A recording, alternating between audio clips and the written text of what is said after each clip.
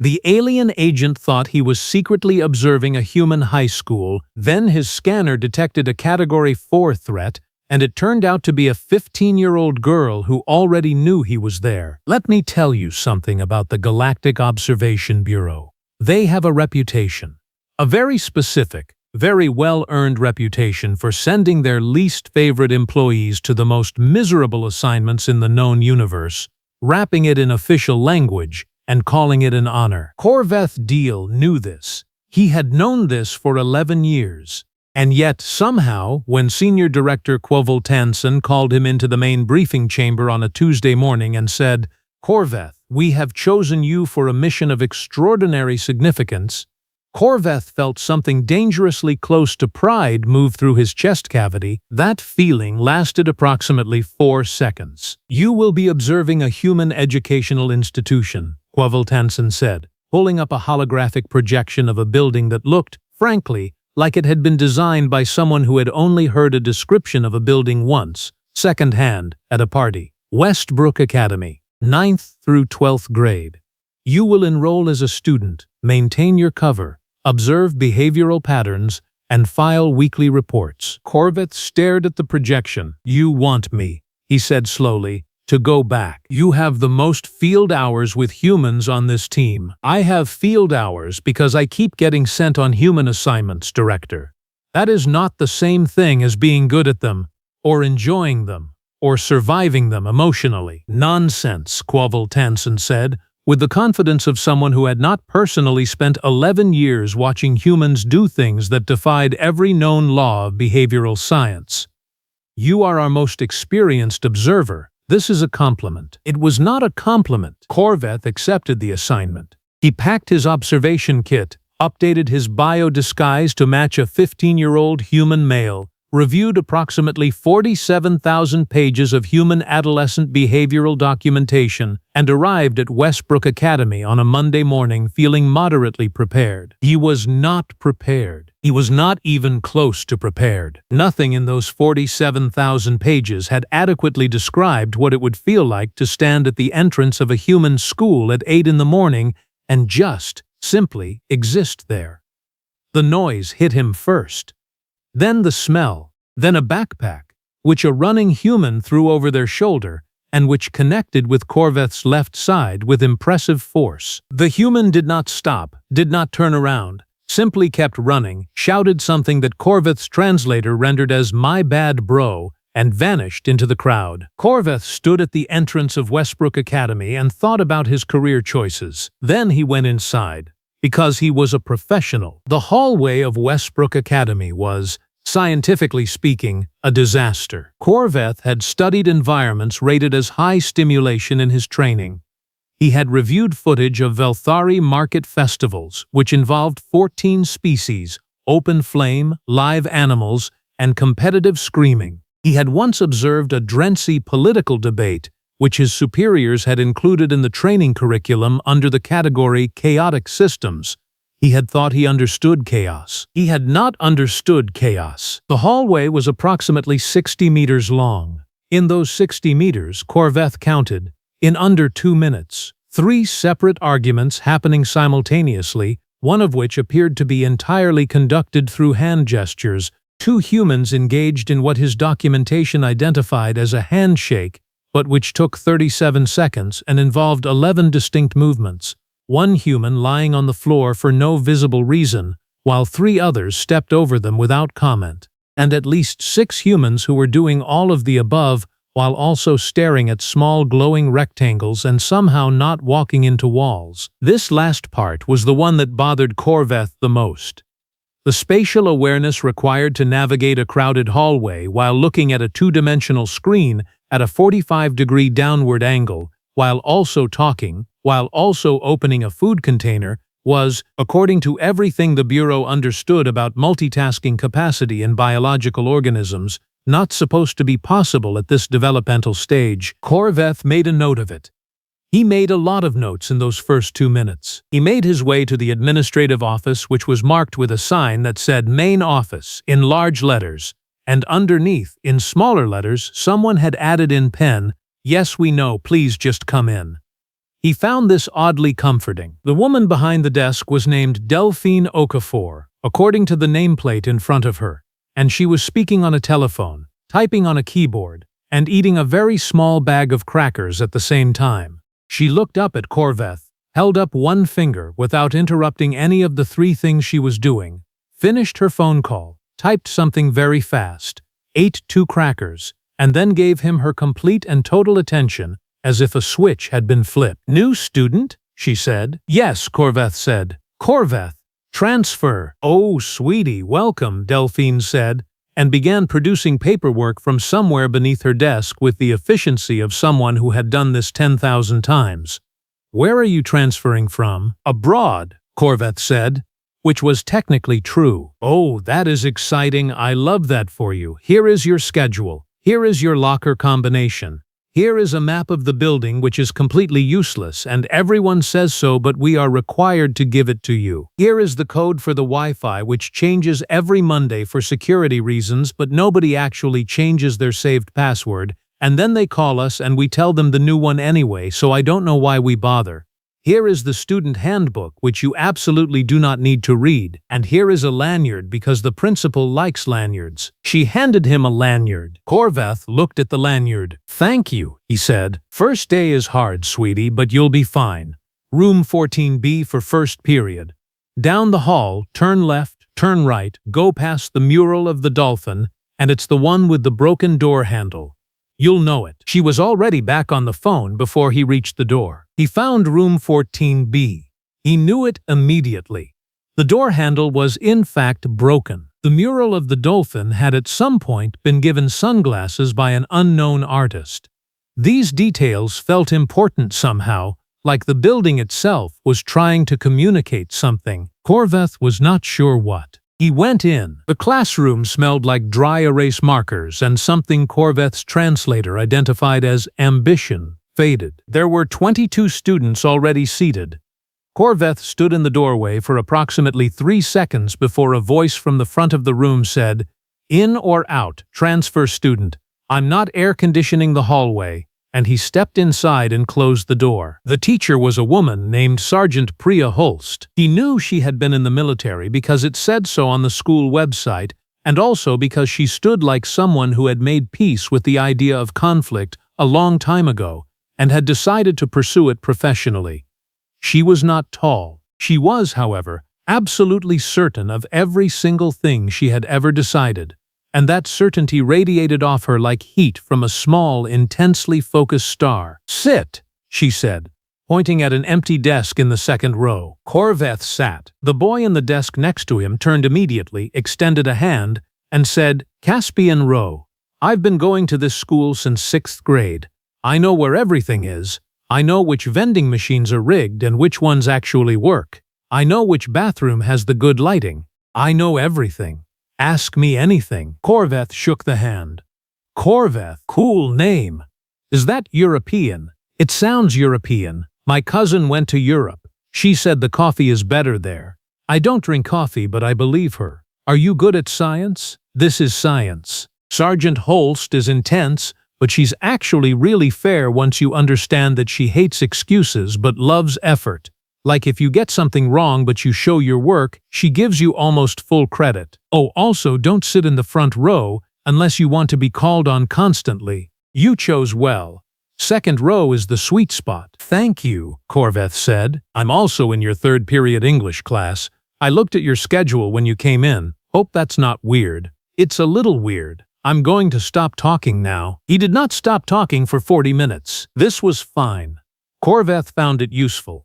Caspian Row, in 40 minutes, provided more accurate operational intelligence about Westbrook Academy than the Bureau's pre-mission briefing had in 47,000 pages. He learned which teachers gave pop quizzes on Fridays, which hallway to avoid because of a recurring smell that nobody had successfully identified, and the general social geography of the cafeteria. He was still taking mental notes when Sergeant Holst slapped a textbook on his desk with a sound like a small explosion. "Chapter 1 through 4 by Wednesday," she said. "Welcome to 9th grade science." The textbook was large. It was very large.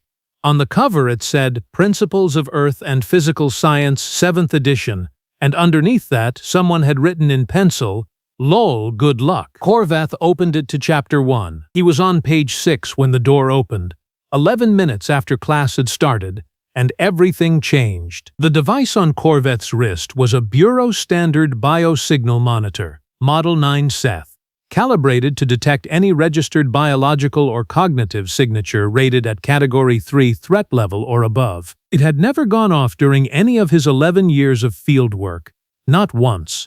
Not in Velthari markets, not during the Drenxi political debates, not when he had accidentally ended up at a human event called a county fair and watched a man eat 42 hot dogs in under 10 minutes. It went off now. Not a small alert, not a polite vibration. It made a sound, an actual sound. A short, sharp, high-pitched sound that was absolutely not supposed to happen because the device was set to silent mode, always, as a fundamental requirement of undercover fieldwork. Corveth looked at it in pure horror. Caspian Rowe looked at it with interest. "Is that a fitness tracker? My mom has one that yells at her when she hasn't stood up in an hour. She finds it personally insulting." "Yes," Corveth said, covering the device with his other hand. "Yes, that is what it is." Sergeant Holst had looked up from the board. She looked at Corveth. He gave what he hoped was a convincing human expression of mild embarrassment. She looked at him for 2 more seconds, and then turned back to the board with the manner of someone who had decided that this was not the most unusual thing she had dealt with today. But the alarm was still reading. Not loudly, but consistently. A steady, low pulse against his wrist that said, in the Bureau's standard alert language, Category 4. Confirmed. Elevated Unpredictability Index. Recommend immediate assessment. Category 4. Corveth had read about Category 4 ratings in theoretical briefings. He had never expected to encounter one in the field. A Category 4 classification required unanimous committee approval from the Bureau's Threat Assessment Division, 3 independent verification scans, and a direct report to the Director General's office. A Category 4 had not been confirmed in the field in 63 years. He looked up slowly, following the direction of the device's sensor array. The girl standing in the doorway was eating a granola bar. She was, by human adolescent standards, entirely unremarkable in appearance. She had dark hair pulled back in a way that suggested she had done it fast, in the dark, while thinking about something else. She had a backpack slung over one shoulder, headphones around her neck, and one of those small glowing rectangles in her hand. She was still chewing the granola bar as she looked at Sergeant Holst with the calm, measured expression of someone who had calculated the exact consequences of being 11 minutes late and had decided they were acceptable. "Fen," Sergeant Holst said. "I know," said the girl named Fen Nakagawa. "Traffic. We go to school 6 blocks from your house." "Foot traffic," Fen said without missing a beat, and walked to her seat in the back row like nothing in the world was wrong. The alarm on Corveth's wrist pulsed again. He had been sweating in 3 of his biological systems within seconds, which was remarkable because one of those systems did not typically sweat. He pressed his hand flat over the device and stared at the textbook in front of him, and told himself, very firmly, to remain calm. He was a professional. He had been doing this for 11 years. He was absolutely not calm. Corveth observed Fen Nakagawa for the next 3 hours and 27 minutes, with the focus of a being whose professional survival instincts had fully activated and whose personal survival instincts were not far behind. Here is what he observed. During first period science, Sergeant Holst put a problem on the board. It was, as far as Corveth could tell from the curriculum notes the Bureau had provided, a standard 9th grade physics problem involving force, mass, and acceleration, standard, routine, entry level. The kind of problem designed to check whether students had done the reading. Corveth had done the reading. He estimated it would take him approximately 4 minutes to work through it properly, accounting for the conversion between Earth notation and Bureau standard mathematical formatting. Fen Nakagawa looked at it for about 7 seconds. Then she raised her hand and gave the answer, including a secondary observation about how the problem as stated contained an unstated assumption about friction that would make the answer technically incomplete. Sergeant Holst stared at her for a moment. "That is correct," she said, in a tone that suggested she was not entirely sure how to feel about it. "The friction thing is from next semester." "Oh," said Fen. "Okay." She went back to the notebook she had been writing in. Corveth leaned very slightly to the left to try to see what she was writing. He could not make out details. What he could see was that the margins of the notebook were dense with small, precise notation that did not look like class notes. It looked like working calculations. It looked like working calculations in a format that made the nerves at the back of Corveth's neck do something they had never done before. During second period, which was a study hall, Corveth sat 3 seats behind Fen in the library. She had a pencil, a rubber band, and what appeared to be a broken compass. She was assembling them into something. He watched for 20 minutes. What she built was small, compact. She held it up, looked at it critically, took it apart, rebuilt one section, and set it on the table. Corveth recognized the structural pattern in the second assembly. He had to look twice to be sure. He had to look a third time because his brain rejected the information the first 2 times. But the third time he was certain. She had built a functional model of a quantum resonance bridge from a rubber band, a pencil, and a broken compass during study hall, while also talking to someone through a wireless earpiece about a television show she had feelings about. He filed an emergency report to the bureau during passing period, standing in the hallway by the dolphin mural with the sunglasses, typing with both hands, and trying not to look like he was having a professional crisis. He was having a professional crisis. By lunch, he had 3 more data points. Fen had argued with the cafeteria monitor about the thermodynamic efficiency of the lunch line arrangement, and suggested a reorganization that would reduce average wait time by 40%. She had then eaten a bag of chips while reading something on her glowing rectangle that, when Corveth managed to catch a glimpse of the screen, appeared to be a pre-publication astrophysics paper. And she had, at some point between the chips and the astrophysics, apparently solved the standing puzzle that the math club had posted on a whiteboard near the library entrance, because Corveth walked past it after lunch, and the solution was written there in her handwriting, and the math club members standing next to it looked like they had complicated emotions about this. Corveth sat down in a corner of the cafeteria.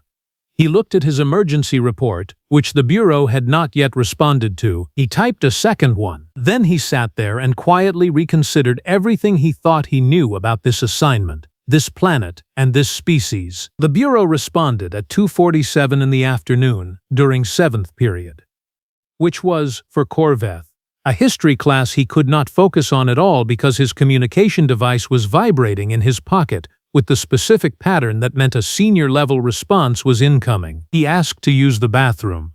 The teacher, a man named Professor Otis Vang, who had the calm, unhurried energy of someone who had been teaching for a very long time and had long since made peace with every possible student behavior, waved him out without looking up. Corveth stood in the hallway near a bulletin board advertising something called Spirit Week, and opened the response. It was from Bureau Coordinator Lengsa Brath, who oversaw field operations for the Orion-adjacent sectors, and it said, in the official language of the Bureau, which Corveth was going to paraphrase here because the official language took approximately 3 times as long as necessary to say anything, calm down. Specifically, it said that the Category 4 alert was likely a sensor calibration error. It noted that human subjects frequently triggered elevated readings on the unpredictability index because their decision-making patterns, when run through standard threat assessment algorithms, were mathematically indistinguishable from the patterns produced by beings with actively malevolent superintelligence. This was not, Coordinator Brath noted, because humans were malevolent. It was because human decisions operated on so many simultaneous variables, emotional, social, instinctual, contextual, that the algorithm simply could not categorize them cleanly and defaulted to its highest warning classification. This had been in the Bureau's documentation on human observation since year 3 of Earth contact. Corveth knew this. He had read this. He remembered reading this. What he had not fully appreciated when reading this was that mathematically indistinguishable from actively malevolent superintelligence was a phrase that hit very differently when you were standing in a school hallway 3 hours after watching a 15-year-old build a quantum resonance model from office supplies while discussing television. He typed back. He explained with detail, with specific observational notes and timestamps, what he had seen during the school day. The physics problem, the notebook margins, the compass and the rubber band, the quantum resonance structure, the astrophysics paper, the cafeteria optimization proposal, the math club whiteboard. He sent the message. He stood by the Spirit Week bulletin board and waited. The response came in 4 minutes, which was fast for the bureau. It said, "Continue observing. Do not make contact. Do not alter your cover.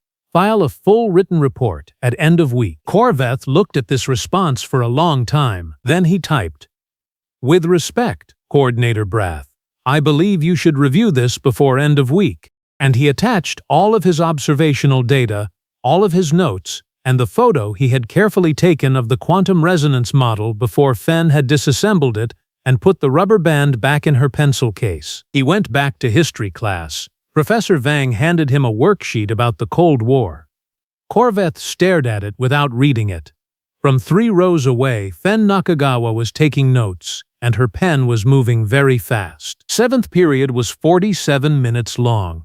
Corveth spent 31 of those minutes staring at his worksheet, and 29 of them trying not to look like he was watching Fen Nakagawa, which was, he was aware, adding up to more than 47 minutes. But time had become somewhat loose and irregular for him since approximately 9:20 in the morning. He was not subtle enough. With 13 minutes left in the period, Fen put down her pen, picked up her notebook and her chips, and walked directly to the empty desk next to Corveth. She sat down, she opened her chips, she looked at him. Professor Vang, at the front of the room, continued talking about the Berlin Wall with the serene focus of a man who did not regulate student seating arrangements and had decided this a long time ago. "You have been watching me since first period," Fen said. She said it in the same casual, factual tone she had used to mention foot traffic to Sergeant Holst. No accusation, just observation. "I have not," Corveth said, which was a lie so obvious he felt somewhat embarrassed about it. "You looked at my notebook in first period. You were in the library during second period study hall and you moved your chair 14 inches to the left to improve your sight line. You were in the hallway outside the cafeteria at lunch when you were supposed to be eating, and you had your phone out at an angle consistent with photographing something rather than looking at it." She ate a chip. "You're also doing that thing where you're pretending to be a person." There was a silence, a very complete silence inside of Corveth, where all of his professional composure had been and now was not. "I am a person," he said. "Sure," Fen said. She reached into her backpack and pulled out a notebook. Not the one from class, a different one, older, with a worn cover and pages that were slightly thicker than standard paper, which Corveth recognized because he had seen bureau-issue notation paper before, and that was what those pages looked like. She opened it and turned it so he could see. The pages were covered in equations. They were in Galactic standard mathematical framework. Not an approximation of it, not a human interpretation of it. The actual framework, in correct notation, with correct operator sequencing, including 3 notations that had been revised in the last 2 years, and were not in any Earth-accessible publication. Corveth's mouth did a thing that, in human faces, was called dropping open, and which he had never understood the appeal of until this exact moment. 3 weeks ago, Fen said, closing the notebook, "I figured out there were observers at this school 3 weeks ago. You're actually the 3rd one this semester. The first 2 were in the senior class, and they both tried to stay invisible, and honestly, they were better at it than you. No offense." "How?" Corveth said, and then stopped because he needed to reassemble the sentence. "How did you know?" "The math was wrong," Fen said simply. "There is a set of mathematical relationships in quantum physics that don't follow from the way Earth science currently frames them, but they follow perfectly from a different foundational framework. I found the framework. It took me about 8 months. Once you have it, a lot of things make more sense." She ate another chip. "I have been waiting for one of you to actually say something for 3 weeks." "You were waiting," Corveth said. "I wanted to see what you would do." She said it with a small shrug, as if this was a completely reasonable thing to do when you discovered that alien observers were enrolled at your school. It was interesting. You're more nervous than the other two. I am not nervous, Corveth said. The alarm on his wrist pulsed once, gently, as if agreeing to disagree. Corveth waited until he was outside the school building, standing on the sidewalk in the mid-afternoon sun with his lanyard around his neck and his very large textbook under his arm, before he contacted the bureau again. He did not wait long after that. He called. Not a text message, not a filed report. He used the direct contact function on his communication device, which was technically only for emergencies and which he had never used before in 11 years, and which caused 3 different alerts to activate on the bureau's end simultaneously when his signal came in. Coordinator Lengsa Brath answered, and she sounded like someone who had been expecting this and had decided not to enjoy it. Deal, she said. She knows, Corveth said. A pause. Who knows what? The Category 4 subject. She knows. She has known for 3 weeks. She has been observing the observers. She has the Galactic Standard Mathematical Framework reconstructed from first principles in a personal notebook. She identified me today. She told me I was the 3rd observer she had detected this semester and that the other 2 were better at concealment. He stopped. She was eating chips when she told me this. The pause this time was longer. Repeat that, Coordinator Brath said. He repeated it. He included the notebook. He included the 3 recent notation revisions that she should not have had access to. He included the quantum resonance bridge. He included the cafeteria efficiency proposal because at this point he was including everything. There was a very long silence. Then a different voice came on the line. Not Coordinator Brath.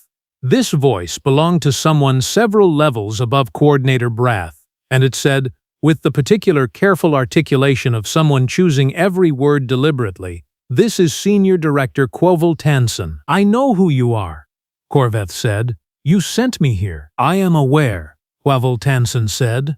He took what sounded like a very controlled breath. "You are telling me that the Category 4 subject is a current student, a 9th grade student." "Yes." Another breath.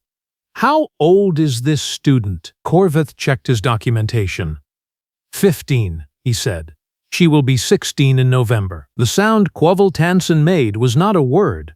It was something that came from a place below words, somewhere in the part of the biology that reacts before the brain has time to intervene. In his species, this sound indicated the activation of ancient, deep-rooted instincts associated with the recognition of something significantly larger and more capable than yourself in an environment you had thought you controlled. It translated roughly to, "We are all going to die." "Director," Corveth said carefully, "we may have made some incorrect assumptions about this planet," Quovel Tansen said, regarding the timeline. "Yes," Corveth agreed. "I believe we have." The next morning, Corveth arrived at Westbrook Academy 20 minutes early and went directly to the library, because he had a feeling Fen would be there. She was there. She was sitting at the same table from study hall, with a different notebook and a cup of tea that she had apparently brought from home in a thermos decorated with small stickers that Corveth recognized as mathematical symbols. She looked up when he sat down across from her. She did not look surprised. "I was wondering when you would come back," she said. "The Bureau wants to discuss next steps," Corveth said. "I bet they do." "There are protocols," he said. "Standard first contact escalation procedures.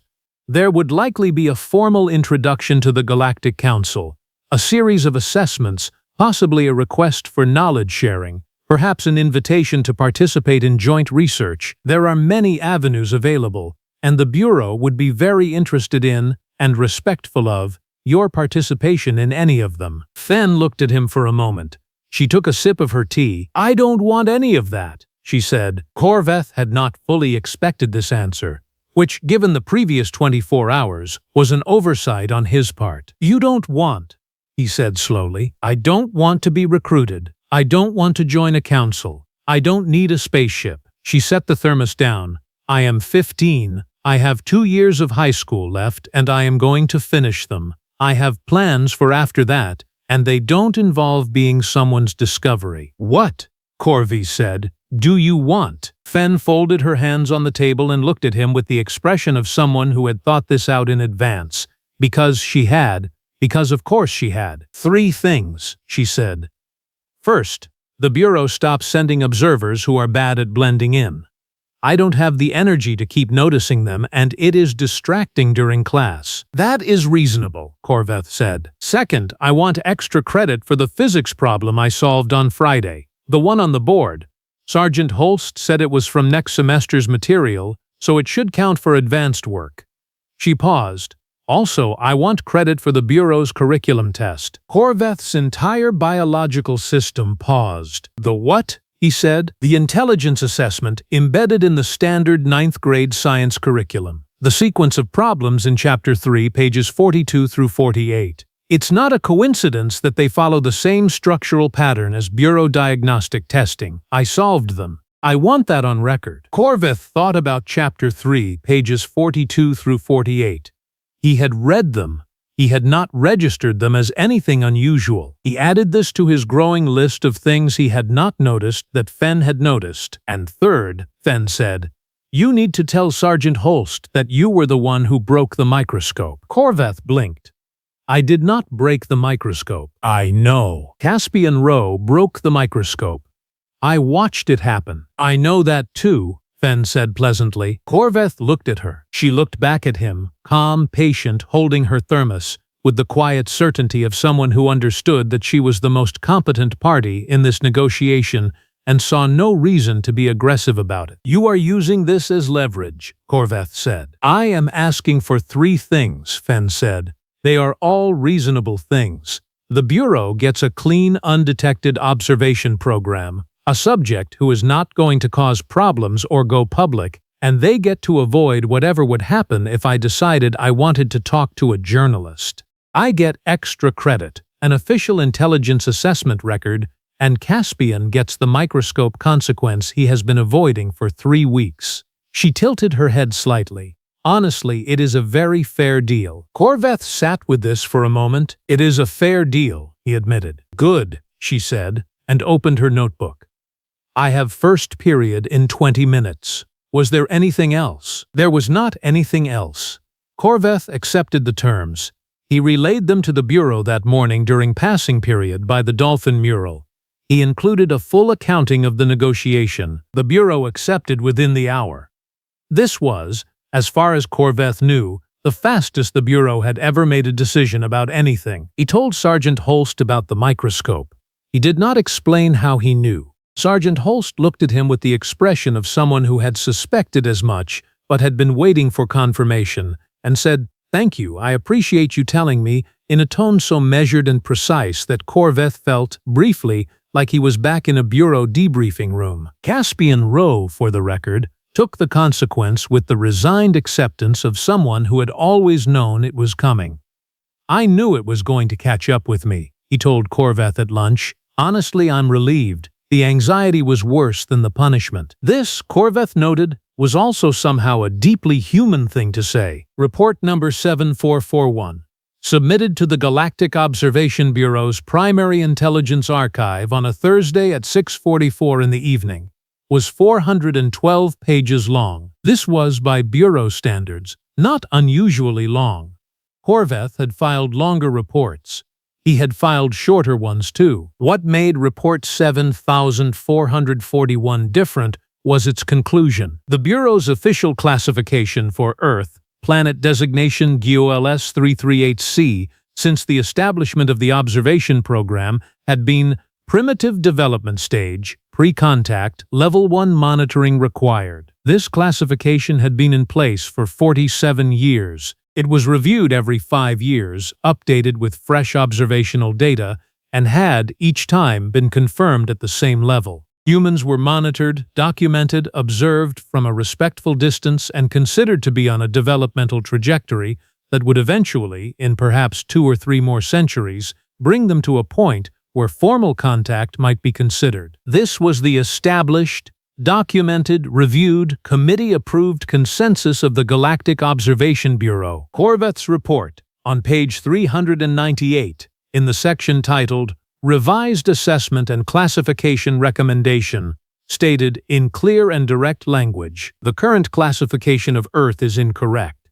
The species has not been approaching the threshold of contact readiness over time. The threshold has already been crossed, likely some time ago, by a portion of the population that the Bureau's monitoring systems were not calibrated to detect because they were looking for institutional indicators rather than individual ones." Attached to this report is documentation of one confirmed Category 4 cognitive signature, age 15, who identified the Bureau's embedded curriculum assessment, reconstructed the Galactic standard mathematical framework from first principles, built a working model of a quantum resonance bridge from available classroom materials, detected and identified 3 separate undercover Bureau observers, and successfully negotiated terms with a field operative from a position of complete informational advantage. The recommendation of this report is as follows. Earth's classification should be immediately revised from primitive development stage, pre-contact, level 1 monitoring, to category pending, do not antagonize under any circumstances, full internal review required. Further, the Bureau should be aware that the entity described in this report is currently in 9th grade, has 2 more years of secondary education remaining, and has expressed no particular interest in formal contact at this time. The Bureau should, at minimum, respect this preference, and should additionally consider what she might be interested in by the time she finishes school. The report also noted, in a small subsection on page 411, that the Bureau's embedded curriculum assessment in Chapter 3, pages 42 through 48 of the 9th grade science textbook had been identified and solved by the subject in question, and that she had formally requested acknowledgement of this on her academic record. The Bureau acknowledged it. They did this quickly and quietly, and with the manner of an organization that was beginning to understand, with some depth of feeling, what it meant to be on the other end of a Category 4 assessment. Quavel Tansen approved the reclassification personally. He signed the document and then sat for a while in his office, by multiple accounts, not doing anything in particular. When his assistant asked if he needed anything, he said no, and then after a pause, "Actually, pull up everything we have on the developmental assessment for GOLS 338C. I want to see where we first projected contact readiness." His assistant pulled it up. The original projection, filed 47 years ago, had estimated 2 to 3 centuries. Quavel Tansen looked at this number. He thought about Fen Nakagawa, currently in 9th grade, currently eating chips, currently ahead of 2 centuries of projected development, and apparently annoyed about the quality of undercover work she had been subjected to. He made the sound again.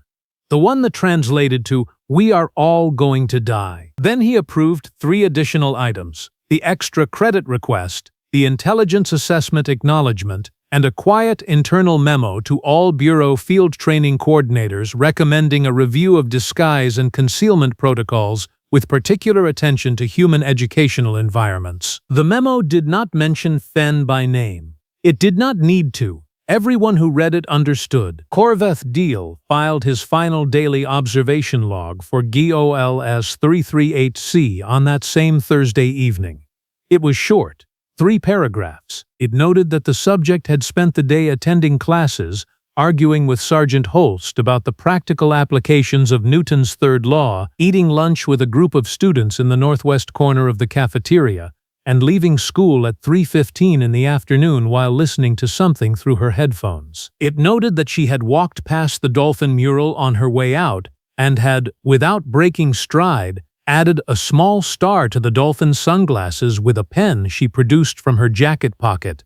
It took her approximately 3 seconds. Then she was gone. Corveth stood in the hallway and looked at the mural. The dolphin now was wearing sunglasses and had a small star on the lens. He thought this was probably not significant. He also thought that at this particular point in his career, he was no longer confident in his ability to identify what was and was not significant when it came to this species. He submitted his final log, he packed his observation kit, he handed his very large textbook back to Sergeant Holst, who asked if he had read chapters 1 through 4 yet. "Most of them," he said. She said, which conveyed a great deal. He gave the lanyard back to Delphine Okafor, who called him sweetie one more time and said she hoped he had a wonderful time wherever he was going, which was technically true. He went home. He slept for 11 days. When he woke up, there was a message from the Bureau waiting for him. It contained the reclassification confirmation, the new monitoring protocols, and a note from Quovel Tansen that said, "In total, good work, Deal. Take the week." He took the week. He spent it thinking, not for the first time, and not for the last, about what a planet full of humans would look like in 2 centuries, about what they were going to build and discover and argue with someone about during lunch, and invent from rubber bands and broken compasses in 20 minutes of free time. He thought about a girl in a library with a thermos full of tea and a notebook full of equations, who had found the framework of galactic standard mathematics by herself over 8 months, and was mildly annoyed about the quality of the people sent to observe her, and who had, when offered the collective resources and attention of the Galactic Bureau, asked for extra credit and justice for a broken microscope. He thought about all of this. Then he went and made himself a cup of something warm, and sat down, and did not quite know what to do with the feeling he had, which was something like wonder, and something like nervousness, and something like the particular and very specific relief of knowing that the most impressive thing he had ever encountered in 11 years of fieldwork had, at least for now, decided that it had better things to do, at least for now.